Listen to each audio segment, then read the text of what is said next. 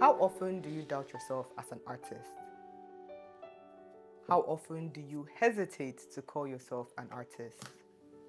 And how often do you struggle to feel confident in your art? Hey there, Neddy here. Welcome or welcome back to my YouTube channel. So I'm currently on this journey of reigniting my love and passion for art. And one of the things I've personally been struggling with the most is self-confidence. As artists, at some points in our journey, we all experience self-doubt. And you would think that creating would get easier with time, but I've personally found that calling myself an artist and being proud and confident in my work and skills is something I still struggle with till this very day. And I'm sure I'm not the only one who feels this way. So in today's video, I want to talk a bit on self-confidence for artists and why I think is one of the most important traits artists need in order to progress in their skills, and share how painting a self-portrait has helped me and maybe will help you practice self-confidence. As I share my thoughts, I'll also take you through the entire process of creating this self-portrait from start to finish, as well as some helpful tips that has helped me improve my portrait skills over the years. Why create self-portraits, or why should you create a self-portrait? Self-portraits have a deep-rooted history in the art world. They aren't just a way for artists to capture their own likeness. They're a way to explore identity, emotions, and even sometimes tell a very specific story. Historically, self-portraits were a way artists could depict themselves authentically without external interpretation. Some of the most famous artists use self-portraits as a way of expressing something beyond the surface. Think Vincent van Gogh, who painted himself almost 30 times, often capturing his struggles and intense emotions. Or Frida, whose self-portraits reveal her physical and emotional pain while embracing her cultural identity. When I decided to paint this self-portrait, I painted it as a way of challenging my own self-doubt and calling myself an artist. Before I begin the painting, let's briefly define what self-confidence is in context of being an artist. Self-confidence is the belief in one's own abilities, judgments, and decisions. It's about trusting in yourself and your skills, even when faced with uncertainty or doubt. On the flip side, when one lacks self-confidence, there's a high chance they might be fostering something else inside: self-doubt. Now, self-doubt creeps into all of us, and for various different reasons. Personally, some reasons for my self-doubt are not feeling like my ideas are unique or creative enough, feeling like I don't make enough finished art to call myself an artist, and of course, the constant need to be validated by other artists I look up to. Now, these are just a few that I came up with at the top of my head, and I'm pretty sure that there are a lot more reasons that deep down I might not even notice myself. But the point is, most of these, if not all, are all fears of how external factors will respond to my work. Reasons that I challenged while painting this self-portrait. First, we need a reference. I chose this photo from a little photo shoot my boyfriend took for me a while back. I adjusted the colors a bit and sketched out the general idea of the composition. My goal with this self-portrait is to create a somewhat conceptual painting that depicts myself in a way that feels authentic to me, rather than just an exact replica of the reference image. To set up my canvas, I'm using a grid and sight size method to measure my proportions. Sight size is the preferred method for classical portrait painters. By keeping your reference and canvas an exact one-to-one is a surefire way to accurately capture likeness. After setting up my canvas, I drew in a rough sketch to block out the general composition, taking my time to get the angles and proportions right.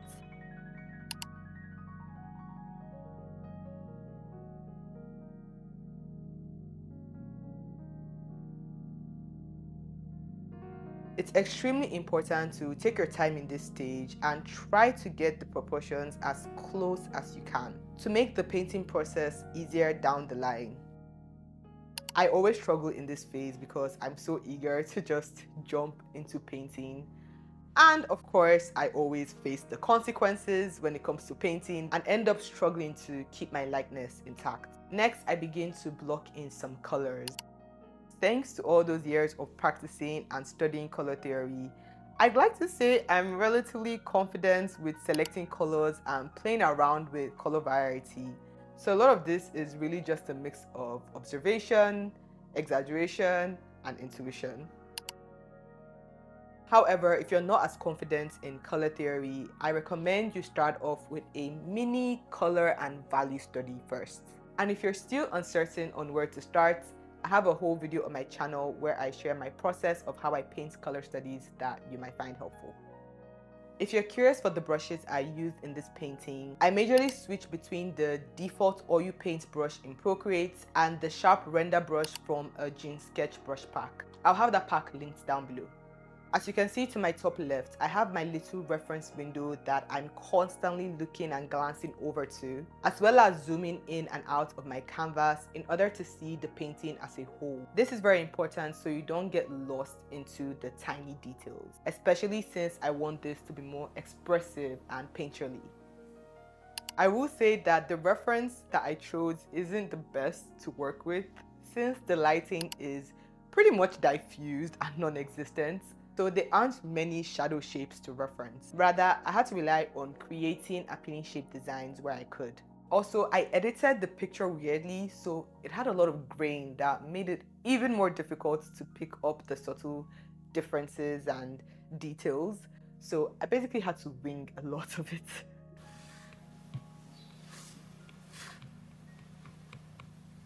My painting process roughly references the creation cycle that Steve Foster talks about in 3D Total's Beginner's Guide to Painting Portraits. If you're looking to improve your portrait painting or portraiture in general, I highly recommend this book. It breaks down everything, and I mean everything you need to know when it comes to creating portraits. And it does all that in a very understandable manner. I know the title says beginner's guide, but honestly, this is more than just a beginner's guide in my opinion. Most of the tips I mentioned in this video are directly pulled from this book, and it goes into much more detail. There's so much valuable information. Honestly, skip all the YouTube tutorials and just get yourself a copy of this book. Now, this video is not sponsored, but I do have a discount code if you're interested in getting yourself a copy. Highly recommend. As I mentioned, my goal was to make this more of a conceptual painting. I decided to paint myself surrounded by flowers because I felt that would give it a symbolic meaning of growth and blossoming into this new and authentic version of myself. But also, I just like flowers. I just like floral motifs, and I felt including things that I admire is also in a way adding meaning into the self-portraits. You know, sometimes you just want to draw and paint things that you like, regardless of it having any deep or significant meaning. I just like pretty flowers, and that's the whole point of this, painting. That brings us to the next tip. When painting your own portraits, think about the story you want to tell or the mood you want to convey. What kind of shapes, brushstrokes, colors, composition will help you convey and achieve that. Consider also adding elements that you just personally find interesting. It can be symbols, objects, precious items that are dear to you. All that will help emphasize your self-portrait. Towards the end of this painting, I began to struggle quite a bit, and not actually in the technical side, but mentally. I started to doubt not only my skills, but also if this painting was good enough to be considered a conceptual self-portrait.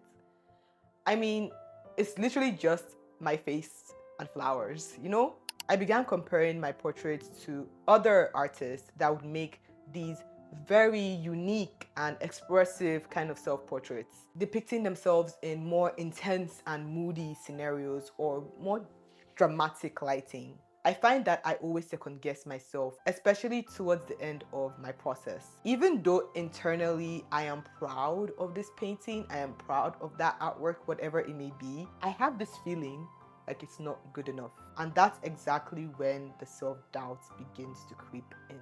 Maybe my brushstrokes are not as expressive enough. I didn't capture my likeness perfectly enough. The idea isn't good enough. All these thoughts just start spiraling. And I was actually I was actually gonna give up, which is so funny to me because the whole point of creating this portrait was to try and overcome that stage. And I was about to let that exact same thing win. I watched an interview featuring Rick Rubin where he talked about the value in one's art. And what he says generally sums up all the points I made in this video. As long as you like it, that is all the value. It doesn't have to have a deep meaning. It doesn't have to tell some sort of grand story. If you like it and you're proud of it, stand by it. It's your work. Be confident. Be proud of it rather than worrying how others will perceive it. Whether it has enough meaning or symbolic motifs to be considered conceptual enough. Focus on pure expression and creating something that you like. Some people might not think this is a conceptual portrait. Heck, some people might not even think it's a good self-portrait. I kind of messed up my likeness a bit, I will admit. But I had so much fun working on this portrait. Even though I've drawn myself multiple times, doing it this time felt so much more different simply because of the mindset and intention that went into it. I feel like it embodies me in so many ways, using a color palette that I love and including motifs that I am naturally drawn to, like flowers and sparkles, to give it a sense of magic. Every paint stroke, every decision, every element was a way of expressing a version of myself that I want to see, that I want the world to see. The entire experience was just so fun, healing, awesome, and dare I say it, confidence boosting. Because I was genuinely shocked that I could make myself look this pretty. At least I think it's pretty. It's up to you. I don't know. I think it's cute. I just want to make it clear that painting a self-portrait isn't the end-all solution to overcoming your self-doubt and instantly building self-confidence. But I do believe it's a powerful exercise in seeing yourself in a way that feels true to you, which can result in boosting your self-confidence. So I encourage you, even if you're not a portrait painter or maybe you don't like drawing yourself, I know a lot of artists find it uncomfortable to draw or paint themselves, but regardless, I encourage you to give it a try just once at least, and focus on trying to express yourself authentically without worrying of what others might think or trying to make it perfect. So just paint yourself in a way that you want to. Thank you so much for watching. This is chapter 3 of this journey, focusing more on building self-confidence. I'll have a playlist linked to the entire series over here for you to binge if you want to. Don't forget to like and subscribe if you haven't yet, and I'll see you in the next video.